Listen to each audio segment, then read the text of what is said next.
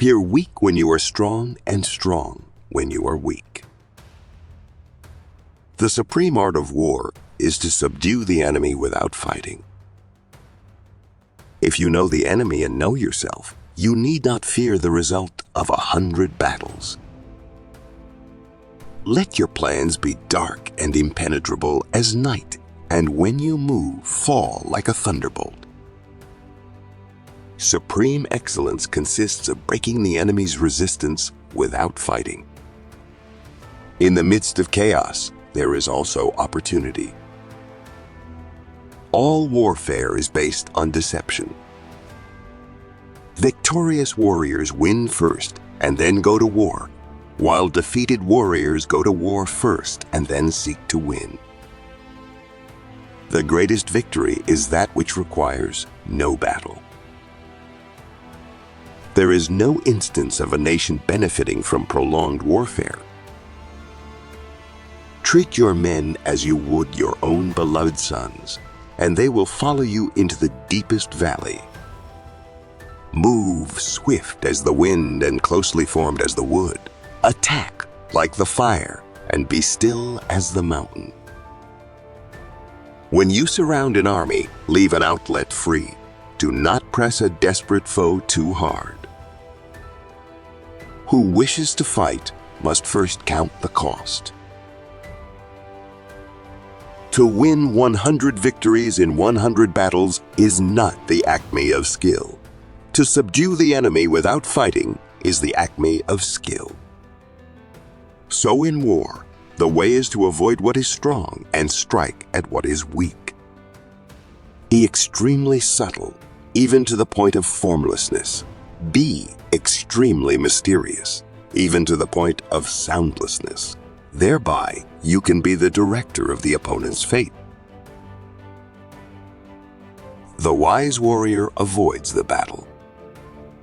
The whole secret lies in confusing the enemy so that he cannot fathom our real intent. What the ancients called a clever fighter is one who not only wins, but excels in winning with ease.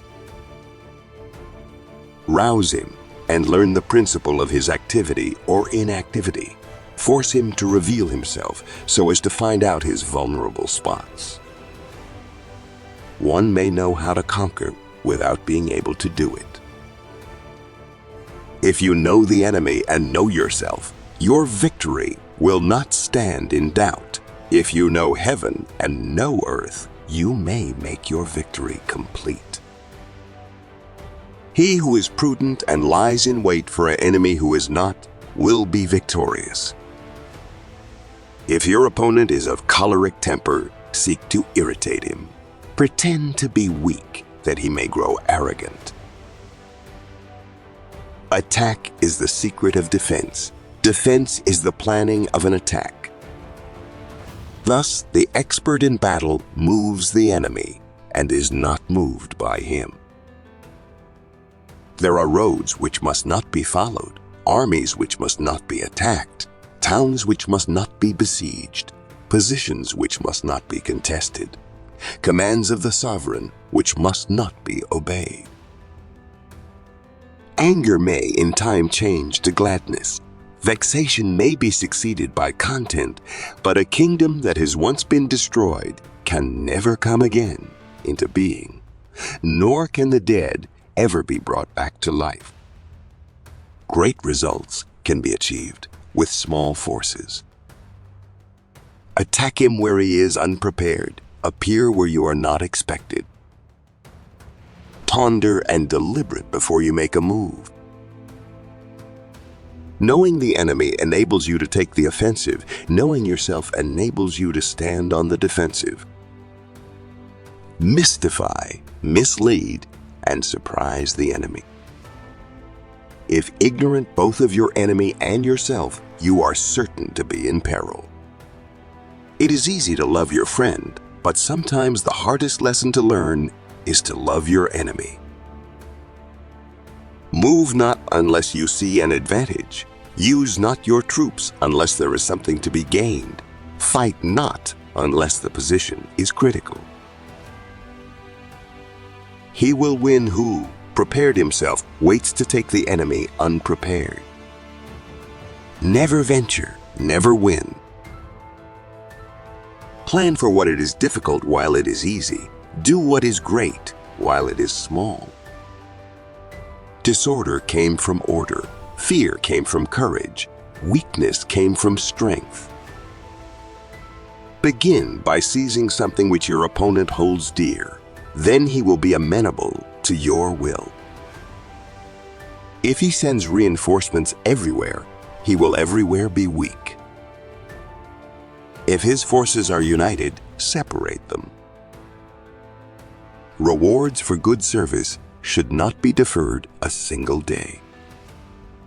Do not repeat the tactics which have gained you one victory, but let your methods be regulated by the infinite variety of circumstances. Know your enemy and know yourself, and you can fight 100 battles without disaster. Who does not know the evils of war cannot appreciate its benefits. There are 5 dangerous faults which may affect a general. 1. Recklessness, which leads to destruction. 2. Cowardice, which leads to capture. 3. A hasty temper, which can be provoked by insults.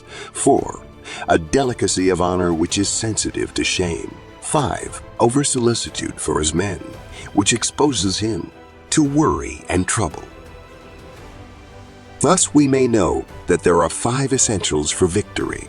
1. He will win who knows when to fight and when not to fight. 2.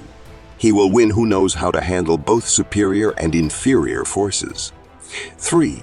He will win whose army is animated by the same spirit throughout all its ranks. 4. He will win who, prepared himself, waits to take the enemy unprepared. 5. He will win who has military capacity and is not interfered with by the sovereign.